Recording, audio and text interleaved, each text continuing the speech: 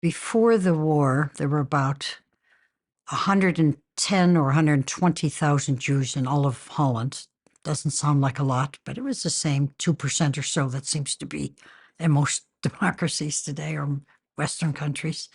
Um, there was certainly anti-Semitism. My father spoke about some incidences where he even got his throat almost slit by people didn't carry weapons.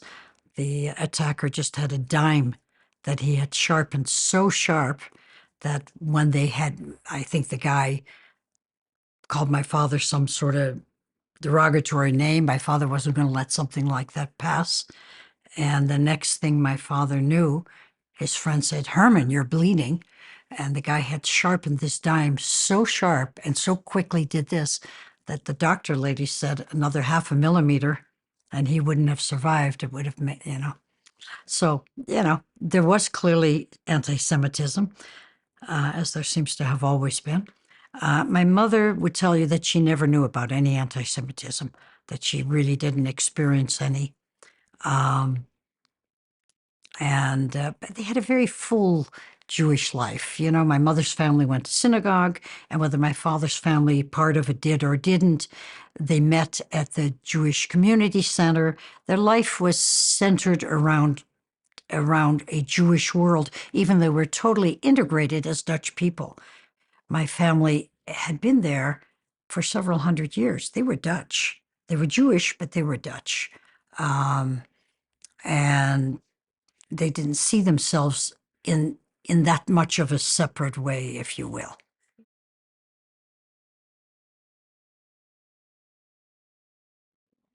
Both parents came from kind of traditional families. Both families kept kosher. My mother's family was more traditional, more religious than my father's, but they went to regular public schools.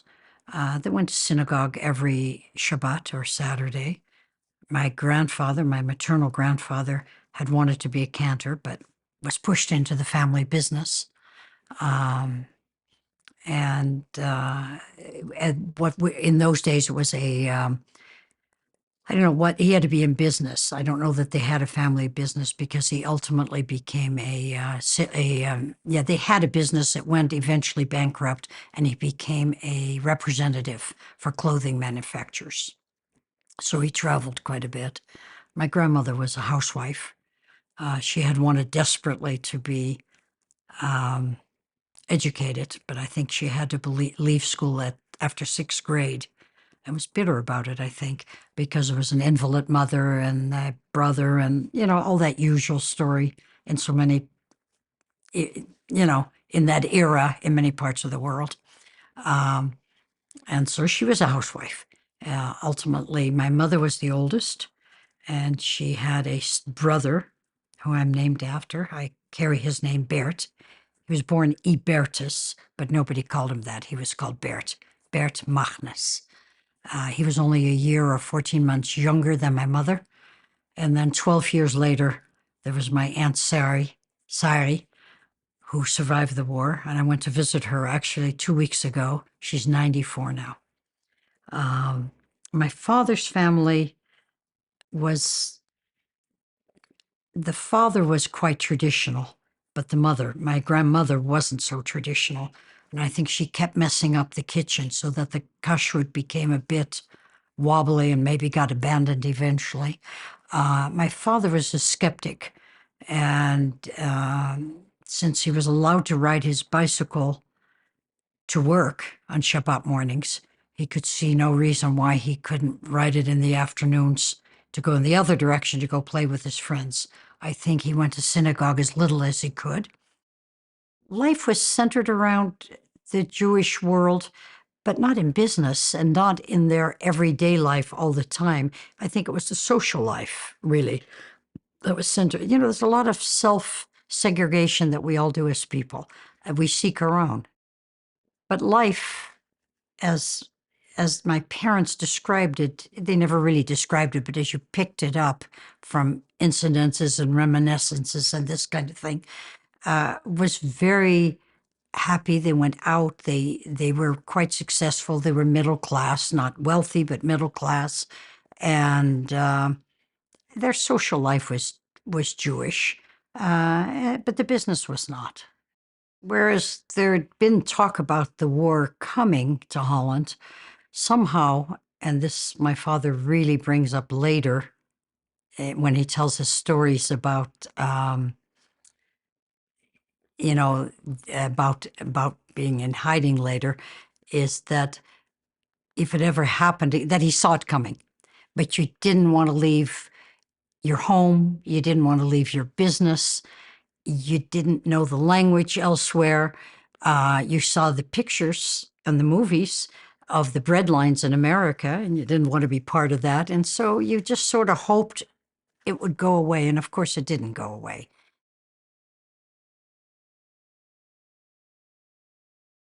And in spite of the Dutch attempt to resist by breaking the dikes and flooding it, it took them only 3 days to overrun the country. We were no match for them. Um, and that in many ways sort of structured our occupation also.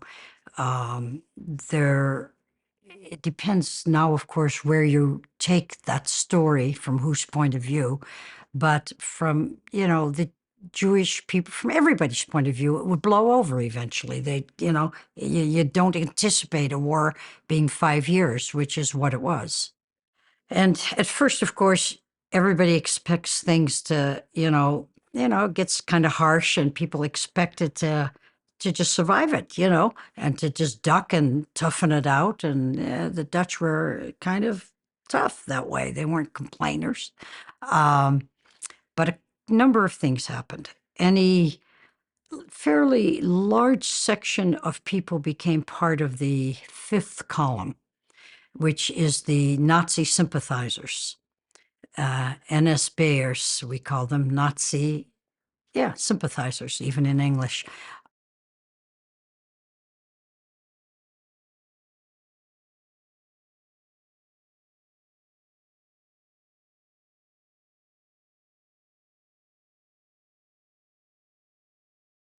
They side with the enemy, thinking they'll bring order to the country, or maybe it'll be better, or I at least want to be on the winning side of things, or I want to, teacher's pet, whatever you want to call it. And so you had those people, either for self-preservation or philosophical reasons. Things began to be forbidden. Different things. I can't recall all offhand, and certainly not in order, but things like Jews can't ride buses. Jews can no longer own bicycles. Actually, nobody could. The Germans wanted anything for transport, anything they could get their hands on, they took eventually.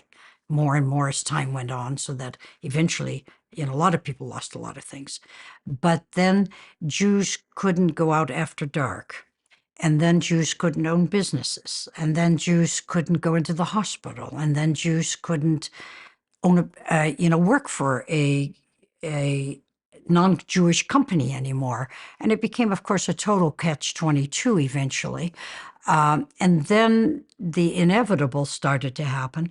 The men, between the ages of 16 and 55 or 60, I'm not sure, were rounded up and collected. And people ask in this country, what do you mean rounded up?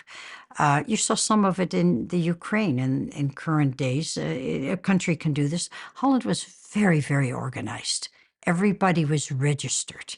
Everybody had their name not only in the civil records, but even in the synagogue records. You had to, and those people were forced to hand those over or watch their families get shot. I mean, people ask, well, why did the leaders of the community cooperate? Well, I often say, what would you do if the choice is to have your children and your wife carted off, or to hand over a list? And so it went. And so my parents were engaged in 1940. They hadn't planned to marry yet, but my father turned to my mother and said, before they forbid people getting married, let's get married now, so we'll be a couple. And so they got married on July 4th, 1940. My father often kidded years later that the day that this country of his adoption celebrates its independence as the day he lost his. He really never lost his rather dry, droll sense of humor over the years, but there were many years where there wasn't much humor. In any case, so they got married, and the rabbi said to my father, no, don't just do a civil ceremony. This is the only time in your life your wife gets to be a bride. Let her wear a wedding dress. And so she did, and they even had a wedding dinner. So that was the beginning of the war. And somewhere during the war, fairly early, my father ran into a man called Egbert Starr. He was what we call a righteous Gentile. Uh, he I don't believe he'd ever been married. He certainly had no children. And he was what you'd call a do-gooder. He liked to help people. He was very religious, a very good Christian, very active in his church, helped men who had alcohol problems, gave them money. Just that's who he was. He spotted my father on the street and he said, I know you're Jewish. And I know I want to help somebody. It's terrible what's happening. Do you know anybody who needs help? And my father kind of blew him off at that point. And how did he know he was Jewish? That's part of, I think, the story in Holland. I don't know how they knew they were Jewish. I don't know. How do you know when somebody's Mexican? How do you know when somebody's maybe from India? Sometimes it's coloring, sometimes it's hair, sometimes it's just the fact that everybody lived in the same house from the day they were born until the day they were married, and then sometimes after. The homes were close together. It was a very tight-knit community, and Holland didn't have forests and mountains, which gets to the rest of what happens after the Nazis come in. My parents begin to realize how serious and dangerous this is.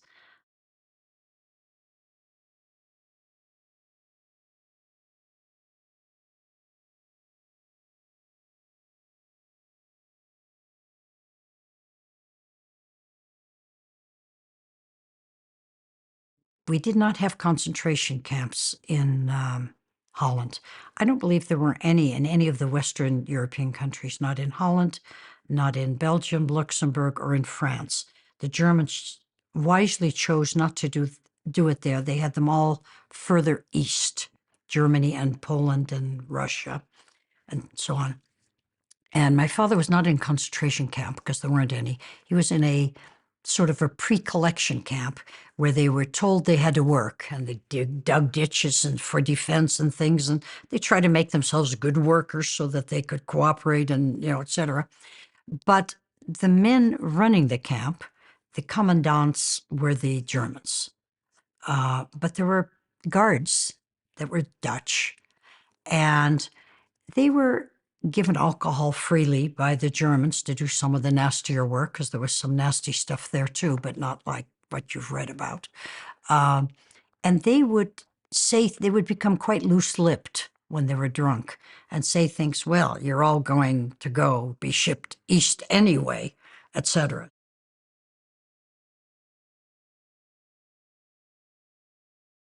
Life can be very strange.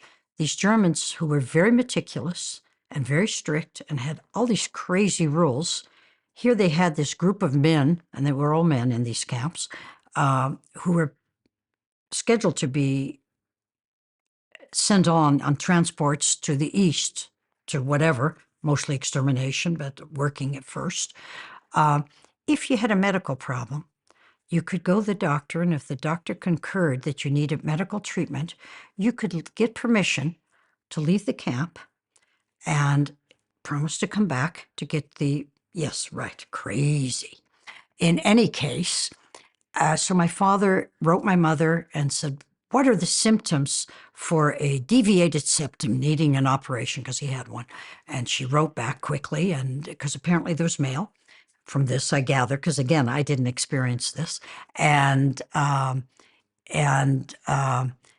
so I remember him saying, and when you're that scared and your life's at stake, I did have a headache and I did have sweats and it was all happening. And he went to see the doctor, who, crazy enough, was a Jewish doctor, who had no question what my father was all about and what he was trying to do. And so he wrote the little note and said, Herman Hoslinski needs a nose operation that should take 3 to 5 days. And my father took the note dutifully to the commandant of the work camp. And my father got permission to go get his nose operated and then report back. Well, I think probably, I don't have to tell you, that he did not get his nose operated. He just got out of the camp and then went back home.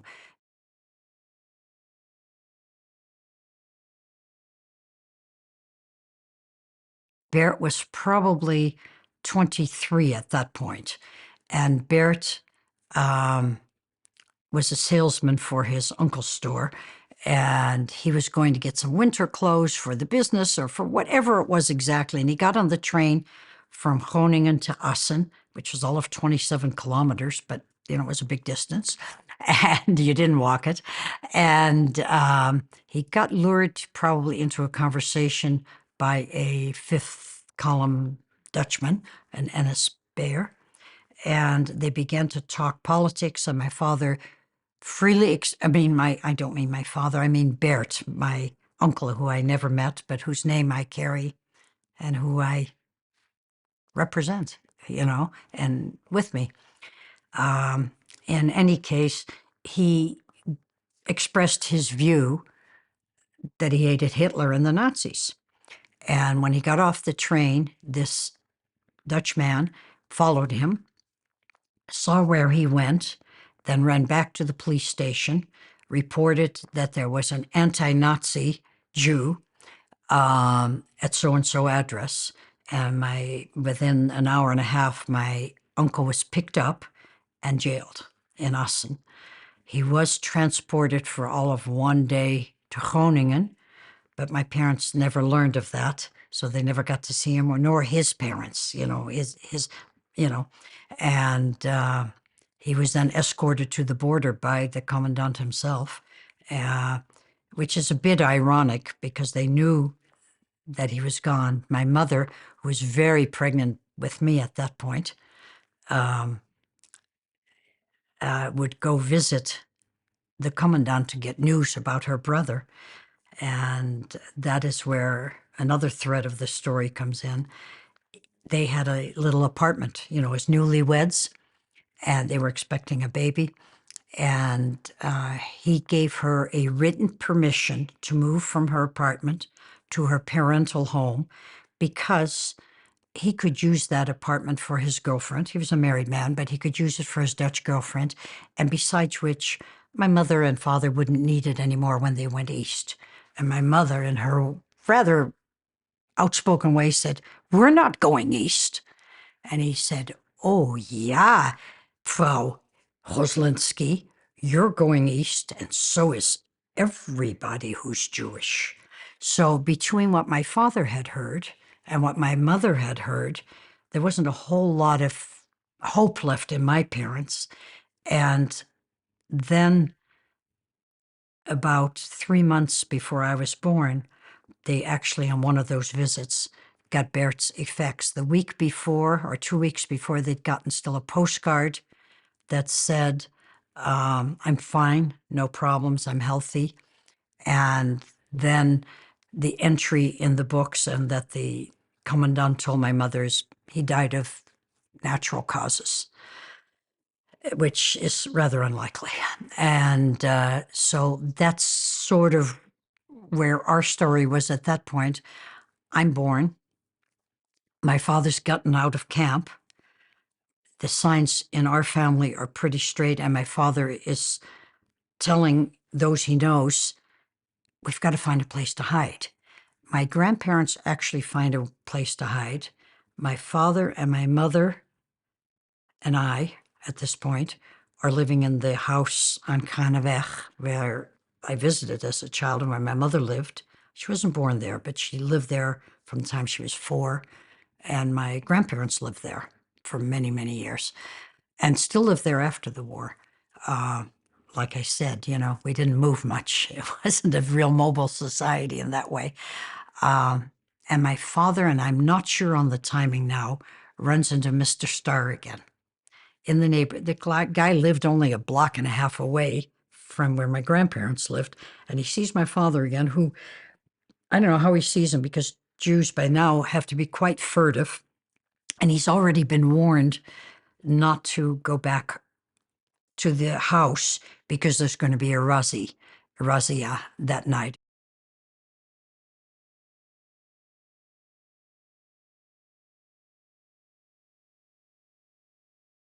They would cordon off a block in the neighborhood, and they would tend to do this starting at about midnight to about 2 o'clock in the morning. And when I talk to the children, I say, "Can you tell me why they would do it at that time?" And it's pretty obvious. You get the least resistance at 12 or at 2 between that time in the morning. People are sleeping, and if the door didn't get opened quickly enough, they just, broke it open. And they would come looking for communists and for Jews, but especially young men still at that point. They were not collecting all the families yet. That happens later. And so, right about in this period, as I'm about 3 months old, and Bert has died, and my father can't stay at the house, and my grandparents have found a place to stay, my father runs into Mr. Starr again. And Mr. Starr says, "I haven't helped anybody yet. Do you need help?" And my father says, "Do we need help?" And he says, "Let me take you in. I'll hide you." And there's a hitch. And the hitch is this 3-month-old baby because Mr. Starr lives in an apartment building. And there's an apartment above and below and on the left and on the right. And what are you going to do with the baby? And hide him. So my parents had been given the name of somebody because word did get around. There was, besides an NSB movement, there was a underground movement. You don't call it underground, you call it a resistance movement. And the resistance movement wasn't, people didn't have guns, they didn't have bombs, but it was in the bigger stuff, sabotaging a railroad a little bit, setting fire to a police station, creating false identity papers, creating false papers for food coupons because food was becoming a shortage. So you had to have coupons for the amount of people in your home, which made hiding people not exactly simple either. And so this underground, this resistance, had contacted my parents and said, "We have somebody who'll take your baby." So my father went to go check on the people who said they'd take the baby, and the woman said, "Oh, there's the Goslinski baby." But the husband says, "Well, I understand it's illegal to hide a Jewish baby. I want to go ask permission first." Yeah, so my father gets out of there as quickly as he can so he won't be followed, etc. And then just at the last minute, really, another word comes that there is somebody who will take this child, and if they will put me in a basket with as many fresh clothes as they can and diapers, and to please put a note on me in handwriting, and that note should say, "Ik ben Klaasje van der Velde. Mijn moeder is verlaten. Kun jij voor mij zorgen?" Roughly translated, I am Christina van der Velde. My mother has been abandoned. Can you take care of me? The implication being that I was the child of an unwed mother, probably, and I needed care. Everything was done as clandestinely as possible to protect the people who were risking their lives to try to save these Jews. And it gives me chills even when I say it. I often think, who of us would have the courage to risk our families and our lives to save someone else? And it's because of people like that I'm alive. My parents weren't to know where I was going. And because if they were caught or those people were caught, then maybe the baby wouldn't be caught. They put these safety valves in.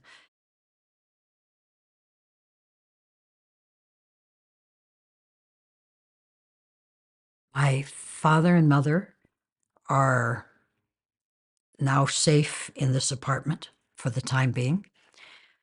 And it's not terribly safe because Mr. Starr has a housekeeper who's a spinster, and she's now dating Nazis because they're interested in women and etc. But it is amazing. Somehow she had enough respect for Mr. Starr, her employer, that in 3.5 years, all this extra work and irritation and tension, she threatened when things got tough, but she never ever said a word. For those of you who've read the Anne Frank story, as many people have, the story is not so different. But what happened in the Anne Frank story is that ultimately someone gave them away, and that was the end. And my father, I remember saying, after 2 years, after 2.5 years, if this war doesn't end pretty soon, there must be 40 people who know that we're here, from the occasional neighbor who sees an extra chair left or an extra plate or has to wait too long at the door, from the mailman who delivers mail, from the milkman who still delivers milk, or the egg lady who still showed up occasionally, from the garbage coming out of the house, from the noises occasionally, from Mr. Starr, who could not tell a lie, being hustled out of the house by the housekeeper to a neighbor's house when a razzia was coming, so he wouldn't have to lie about, do you have any but Jews here? Um, Amazing, really, when you think about it. I've often said that in order to survive, and there are people who survived, you had to have two things, three maybe. You had to have some ingenuity. You had to have some chutzpah, which is just plain, balls is not a nice word, but that's the only word I can think of suddenly in English. And you had to have muzzle, luck, because without all three, you just weren't going to make it. I should go back to Opa Star. After about 3 months there was a knock on the door. Well, there were several knocks on the door. One important knock, he opened the door, and it was my mother's parents and my 14-year-old aunt, my mother's little sister. They had been sort of kicked out of the house they'd been hiding in. Whether the woman got sick and tired of him, my grandparents were not easy people. Whether she began to fear for her life, whether she just plain wanted to go visit her family in the south of Holland, and in the winter, you couldn't leave the house unheated. You couldn't leave heat coming out of a house. She told them they had to go find someplace else. And somehow, I guess my mother had communicated her address to them. After all, it was a small country, and somehow they did this. I don't know how. They said, can you help us find a place? And Opa Star said, come in and close the door. He says, we'll figure out something. What he ultimately figured out is how to keep 5 people there in his one-man apartment for 3.5 years. You know, it's hard to imagine what hiding felt like. Now, there were an aunt and uncle in another part of the country who hid in a hole in a barn underground, wet and cold. And I mean, my parents had it good compared to that. But on the other hand, if you think about no radios, because those were confiscated, I think they might have had a secret radio occasionally. Certainly no television, certainly no cell phones, never going outside, never even going near the window. It sort of makes the pandemic we've gone through these last few years kind of a cakewalk for most of us, except those who got ill, unfortunately. Jeanette Gnerp and her husband, who's Karl Gnerp, I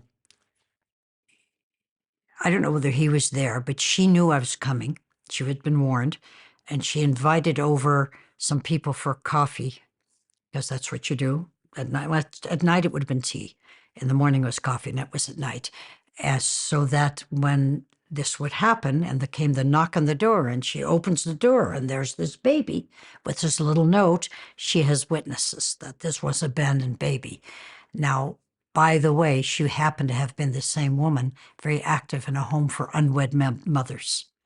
Uh, Later, when I was much older, I learned that she probably had an unwed child.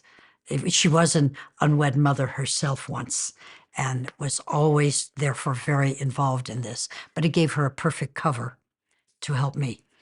And that was the first step for me. Life, remember, I was only 3 months old, so I'm telling you what I know from others and from Jeanette and from my parents and from my aunt. But she was too active in the resistance movement to keep me all the time.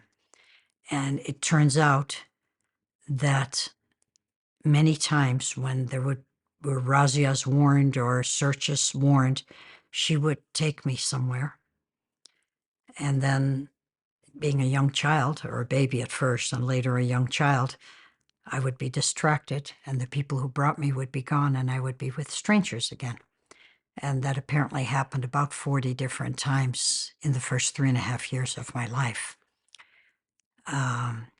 which was very lucky for me that there were so many people willing to take a risk. And I remember walking in Groningen after the war with my grandmother, I believe, and somebody saying, "Aren't you Bertie?" Now, how the heck they even know I was Bertie? But because that's not the name I had during the war. But I just don't know. But they recognized me. They said, "Oh, you were with us for a few weeks, or you were with us for a month," or something like that. And that happened to me several times post-war. So there was no question that this happened. I mean, I've heard higher numbers, but 40 seems like the conservative number I've heard. She felt like my godmother. She is the one that kept track of where I was going. I would wind up back at her house after I would go somewhere else.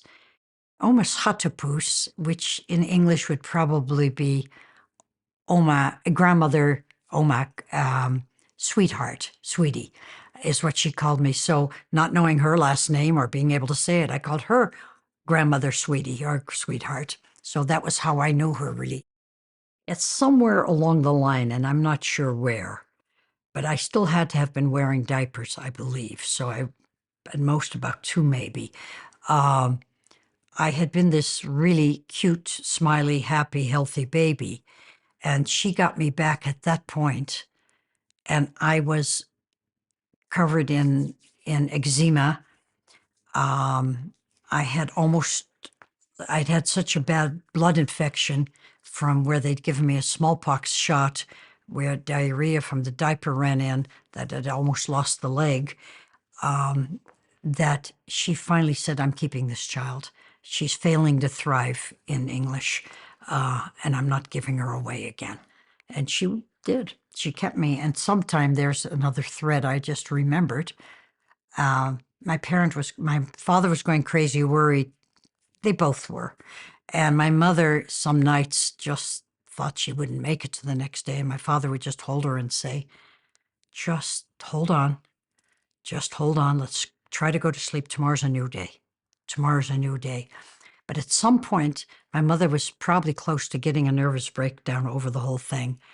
And they got word back to Oma Schattepoes, Mrs. Gnerp, that I needed to just be seen by my parents. They just needed to know that the child was still alive and well, that she would see her baby again. And so Oma Gnerp, Oma Schattepoes, was given orders, no address. Again, this incredible caution. She was given orders to walk down a particular street slowly with a stroller at a particular time. And she's watching with this child, and she's uh, she's given me an apple, I guess, to keep me quiet and busy and something. And I'm going to give this apple. I am going to give this. I should be giving this apple to my mother. crazy story, since she isn't supposed to do anything. And she's walking, and all of a sudden at one of the windows, she sees two heads peering anxiously through the window. And she looks around, and by the way, this apartment was catty-corner from where some of the headquarters were for the Nazis. She just decides to go with the baby in there, and she goes upstairs, and I see my mother. Or really, my mother sees me and my father. And my mother says, "What's that apple for?" And I say, "I'm going to give that apple to it's for my mommy, but I don't give it to her because she's not my mommy." So that was the only time they did see me.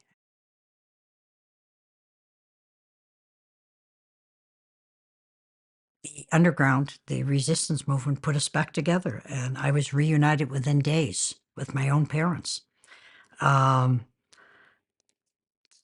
the war, it's so hard to describe after the war. I didn't know it because what did I know? But looking back, clearly, my parents were the best parents they knew how to be. But they were so traumatized. Nobody knew a word for that in those days, and there was no psychological help, and there was no other kind of help. The apartment they had before the war was gone. The business that my father had put in the hands of some other people to take care of, when he showed up there, they said, "Oh, Herman, you're back. We don't need you anymore." So that took care of his livelihood.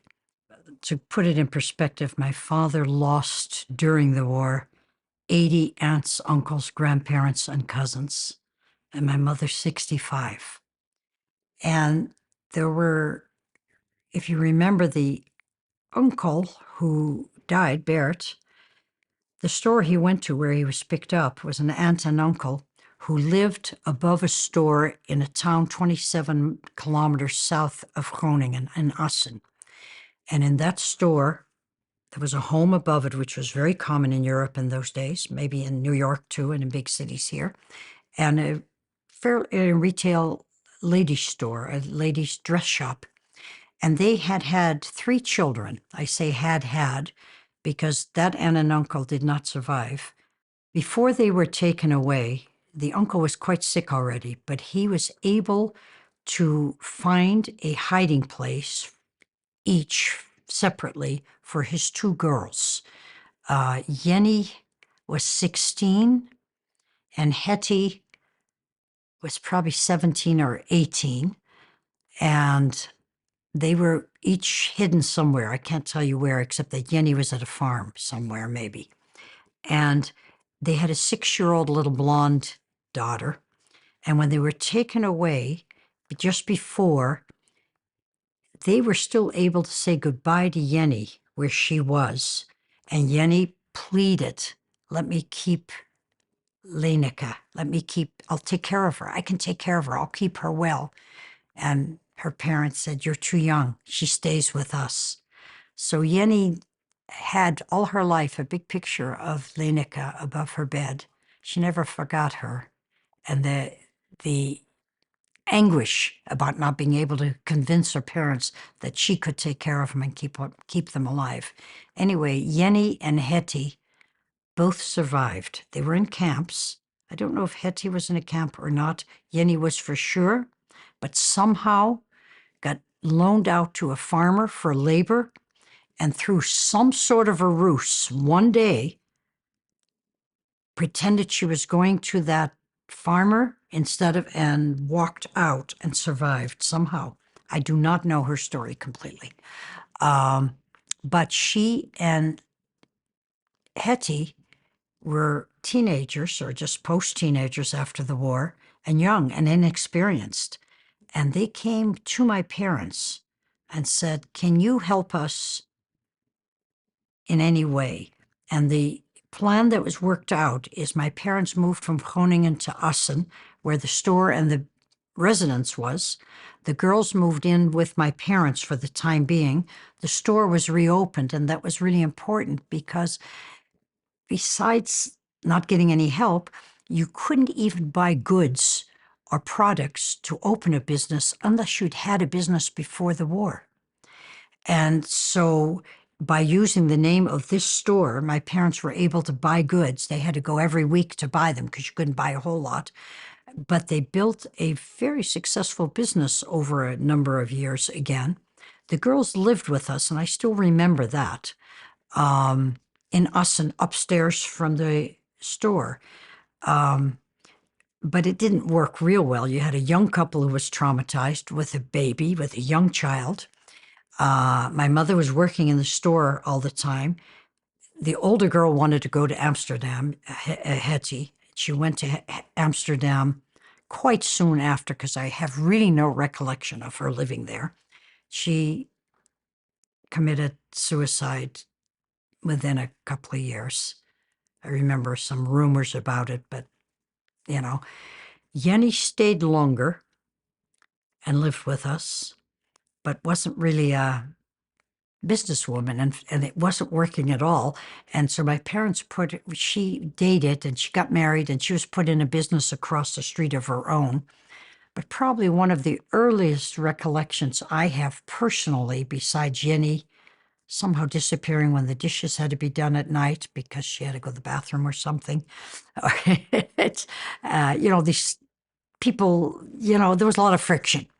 Jenny, feeling, whatever. In any case, I remember sitting at the family table and Jenny was gone already. She was married. She got married very quickly, I think partly to get out of that house and be independent. And she got the business across the way. And all of a sudden, a woman walked in our dining room, and my mother said, "This is Ger, and Ger is coming to live with us." And I remember to this day, my heart just sinking, kind of, I guess, feeling, oh, somebody else again, instead of my parents.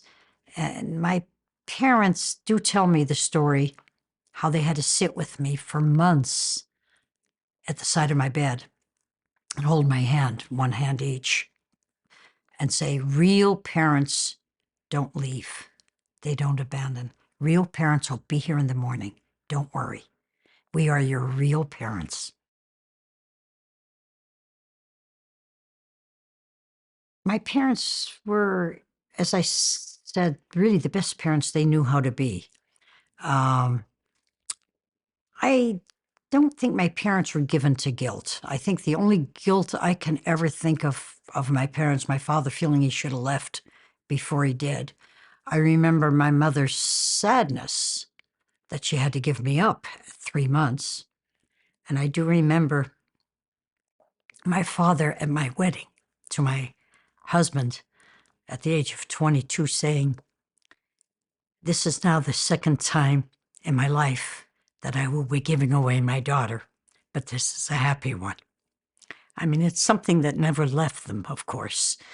But did they, they were totally absorbed in those early years after the war, not in parenting, in building a life back, in building a family again, having 2 more children, in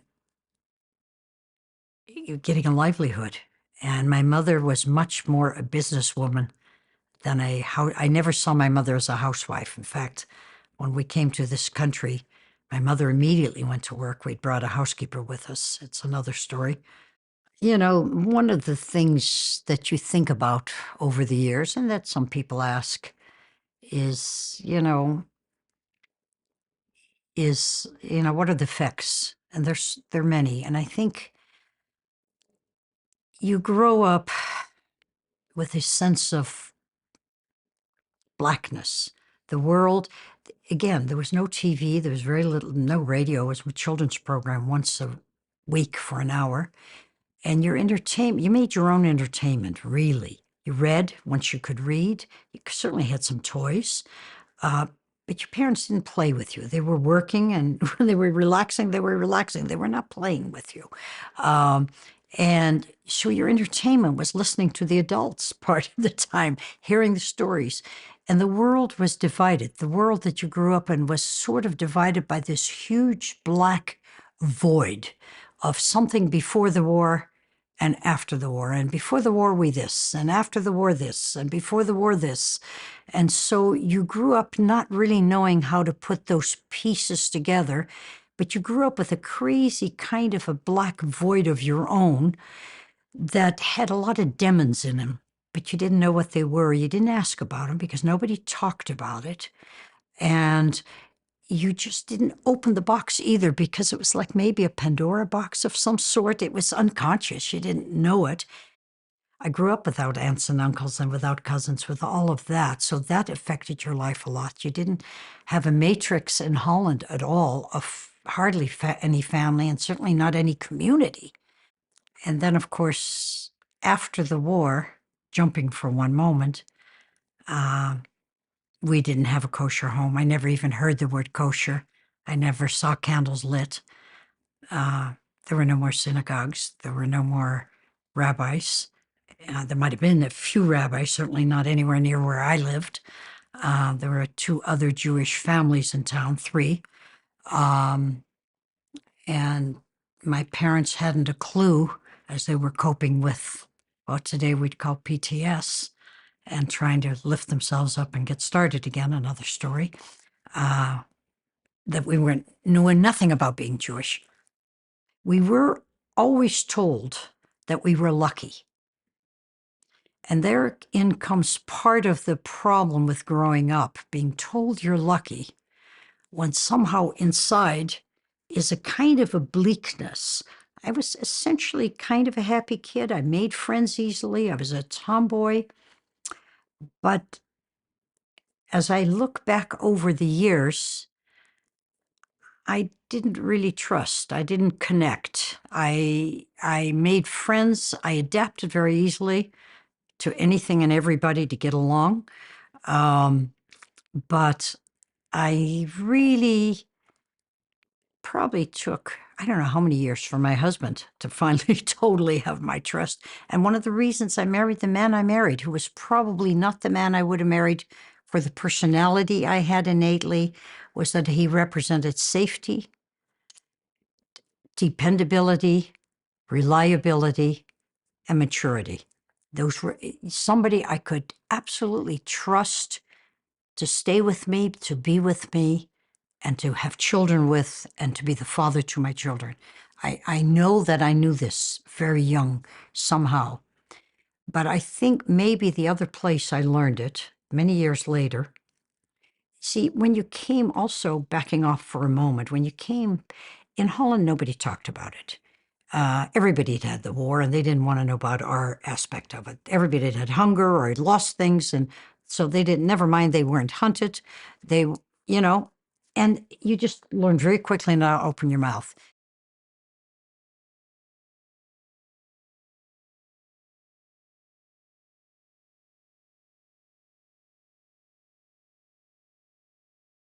When we went to America, my father brought our housekeeper, this Ger, she was still with us. He paid her for a year, and also her trip to America and her trip back from America. Unfortunately for us, and for me particularly, and lucky for her, she found a husband. I was no longer a spinster, and she left us after 6 months. So after 6 months, at the age of 11, both parents working, we were clearly latchkey kids, and I had to make dinner, and I was responsible for my sisters. So I don't think I probably had a whole lot of a childhood.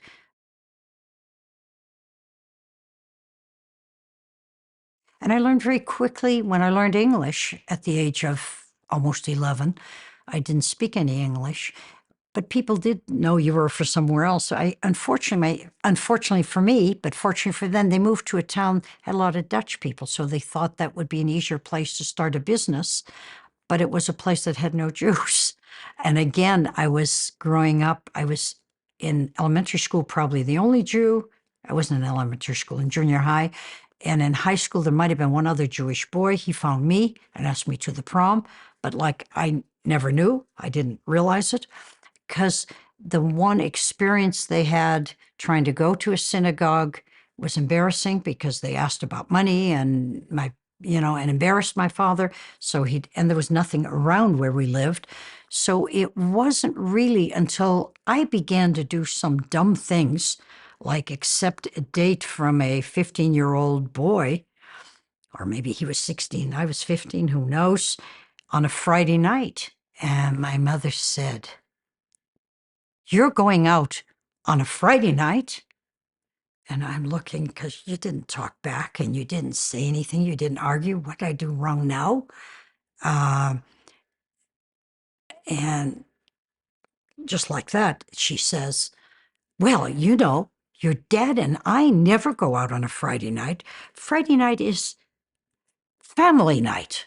She had been so busy not ever lighting a candle, not ever saying Shabbat, just moving on, that I hadn't a clue.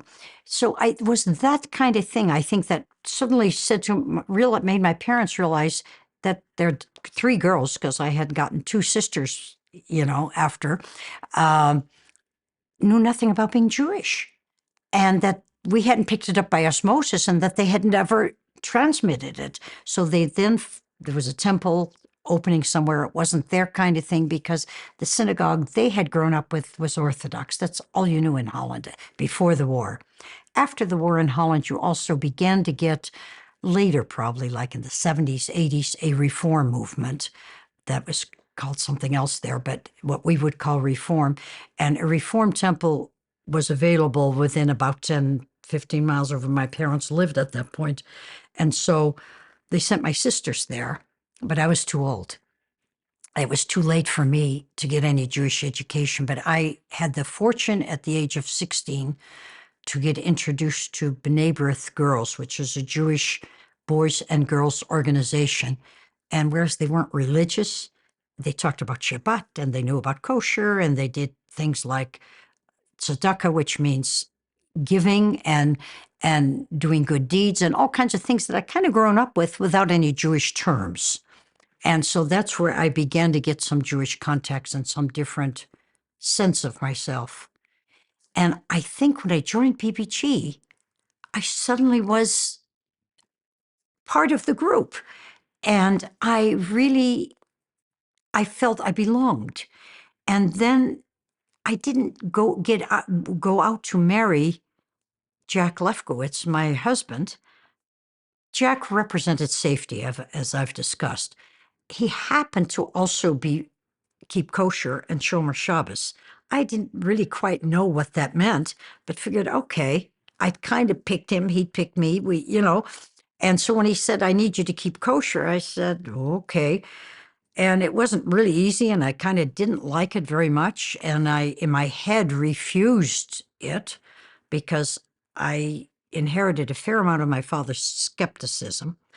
But that got tempered over all these years by doing. And as the Talmud and the sages will tell you, just do it, and it will happen. And to some extent, it has happened. To this day, I keep kosher, not so much because I believe in it, but because it's part of a very important chain that's gone on for thousands of years, and I don't want to break it. And I want to belong. I think I have a very strong need to belong to community. And so volunteering and working in and around the Jewish community became a natural. I mean, at first it was also League of Women Voters and the library, but ultimately, since you only have so much energy and so much money, mine began to be focused in the Jewish community. And when my husband wanted to be part of a group that started a Jewish day school, my first reaction was a secular school. I am the product of Berkeley, a public school. But then I began to buy it and say, it's a much healthier way to really give the children an authentic education that's not on top of their regular schooling after school. You can give them much more in depth. You don't have to brainwash. You just have to give them what's theirs and give them a really good regular education. So I became involved. And so community and the day school and helping others became a way of life for me.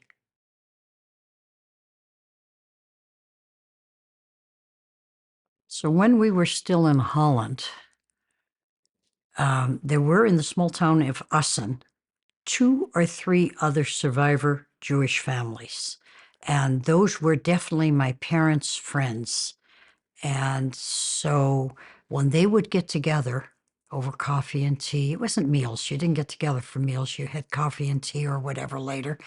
Uh, there was endless talk of before and after the war. But there was a distinction made. Um, the real survivors were the ones who had been in the camps, who had really suffered the concentration camps. We were not really considered survivors because we had never gone to the camps. We certainly weren't by the survivors, and somehow, probably to some extent, not either by my parents. They didn't talk in terms of survival, I don't think, although we did eventually we of course knew about Omas Hatapus and Opa Star, how they hid them during the war, because we visited them and they were our adopted grandparents. But as children, we didn't get much more information except what we kind of picked up, here and there from listening. I truly grew up in an atmosphere where you couldn't talk about it because at some point when they asked about, the war or anything like that, as you got older, people would, and they knew, you would get comments like, well, how could you let them do that to you? At which point you learned really quickly to shut your mouth and just not discuss the subject. And so it wasn't until I was a mother, quite well along, I was probably in my 30s, is my guess. I don't remember how old I was. I might have been 40. I don't know for sure. I was widowed when I was 56. So somewhere, maybe early 30s, something came out. What had been happening in this country, people hadn't talked about the Holocaust either. For the longest time, the war was plenty traumatic for Americans in many ways. Those who lost their people, it was for the Jews who knew about it or either felt guilty but had learned not to talk about it, whatever. It became a topic of interest. And so people began to talk about it. And then they formed a group for the Holocaust survivors. And I went once or twice, but those people were people who'd been in the camps, and you were not considered legitimate. So you backed off. And then, lo and behold, they discovered that there were children of the survivors who also had trauma. So you got second generation groups. And I tried that, but that didn't work. I wasn't quite that either.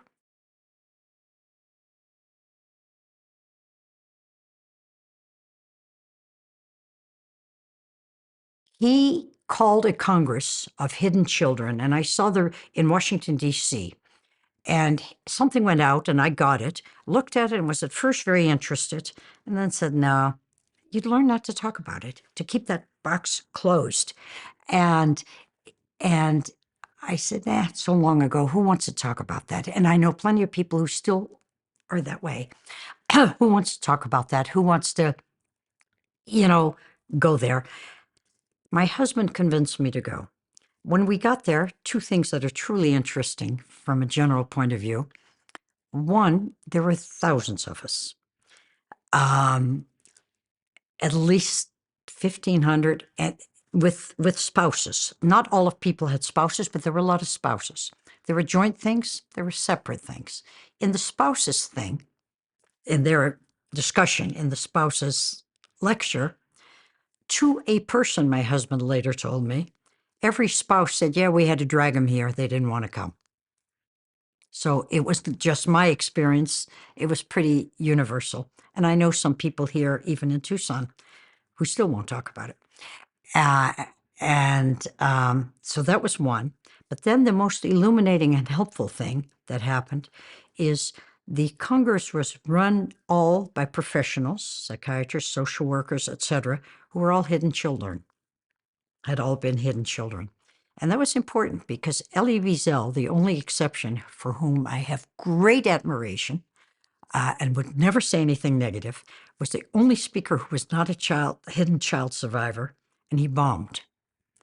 Because again, he had that separation of those who were really in the camps and those who were not. No no fault of his, no problem, but it just the way it was. But so the first speaker got up, and you have these 1,500, 2,000 people sitting there. The spouses curious, the survivors, the hidden children wondering, what are they going to do with us here? Really, because we just weren't ready to go. And that first speaker welcomed us, and then said, all of our lives, and he said our. See, that was the difference. All of our lives, we have been told that we are lucky. And you could have heard a pin drop, because to a person, that is what we had been told. However, being lucky wasn't being born over there at that time. Lucky was being born in Argentina. Lucky was being born in Canada or in America or in Australia. And it was as if, with that one sentence, he lifted a rather heavy beam off of all of our shoulders that had unwittingly been there all of our lives. Because how could we feel the way we did when we were so lucky? It was brilliant. And I wish I'd had the good sense to actually write him about it one day. But it was liberating. From there on, I was able to read some books. I was able to discuss it a little bit with somebody I went to see to talk to. And, with time, it's like when you are widowed. The hole never goes away.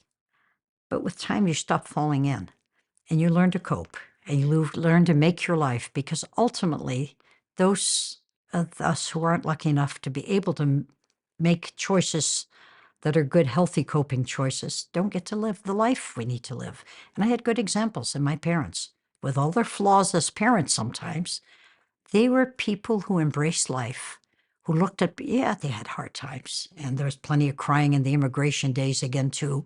But they looked at the possibilities in life, and they went on, and they made successes. And I do remember my father saying, I was married.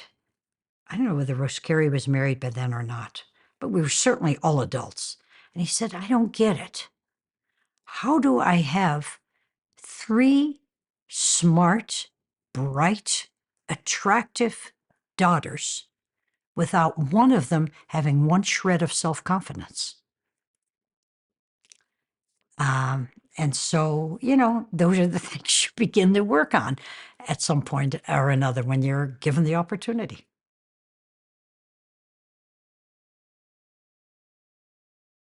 There's so many things that change as you look at them over time. When we're young, we can't wait to grow up. And then when we have our little children, and we just can't wait for them to get bigger so they're not such a burden. And everybody around you is telling you, don't hurry. Life's going to go fast. Just enjoy it. Life's going to fast. You haven't had a clue what they're talking about. You can't wait. And then somewhere along the line, now I'm 80. And guess what? Life does go fast. And I wish I'd enjoyed those younger years of my children more, and been around more for my grandchildren, but they're in other towns, and so I haven't been able to do that as much as I'd like. Um, I think it's the same also with, why did I survive? At first you don't think about it. And then it wasn't until I held probably my own 3-month-old baby in my arms to begin to nurse her that I suddenly broke out in tears and said, oh my God, that's the age I was when my mother had to give me away. Could I do that? And so it's life that takes you along the path and makes you, and at first talking about it was like really hard. Then you begin to really feel that, as Elie Wiesel said, once you have once you have heard the story and become a witness, you are a witness, and you have to pass it on. And I pass it on to my grandchildren. I passed it on to my children. who certainly had their effects in some ways. Um, and um, and now as I'm older, I often say, why do I even tell the story anymore? It's getting to be sometimes too commercialized. It's almost as if being Jewish, you have to talk about the Holocaust, and that's not what Jewish is. It's a lot of other wonderful things and a lot of good things. Um, and why am I still telling this story to high school students or to other groups when I wasn't even in a camp and I don't have a dramatic story? And then I realize that it's the story, it's this endless hatred and prejudice that we keep perpetuating as a human race, and that your job is to try to share and teach as much as you can so that, as one Holocaust educator once said to me, we all have two dogs in us, and there's a good dog and there's a bad dog. And the one you feed is going to be the stronger dog. And you have to try to help the world feed the good dogs as much as you can.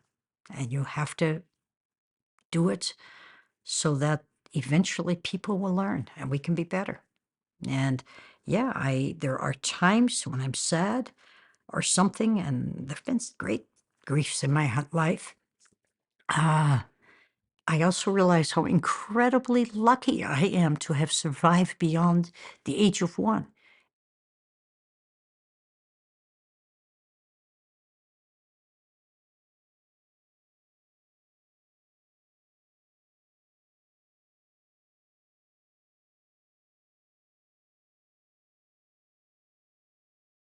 They honor those people who risked everything to save Jews that they know of.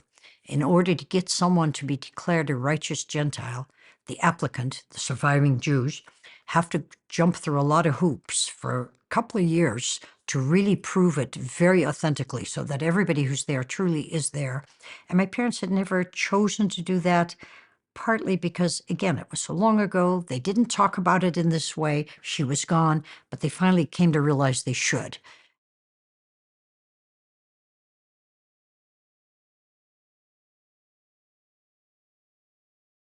We visited each one of these families, that is, the nieces and nephews and children of Opastar, to a person. They were thrilled to hear that their family had been a part of saving Jews. And when and so proud and so grateful. So we visited each family individually in the days before the ceremony. We were at the ceremony. They were at the ceremony. We did a dinner for them. There were probably, I don't know, 20 of them. And I don't know, maybe there were 12 of us or 14 of us. The 12 of us represented between us 40 people who were now alive because of what their uncle and brother had done, this Opastar. And it taught me one more thing. It's never too late to say thank you. If there's a thank you to be said, but for God's sake, say it.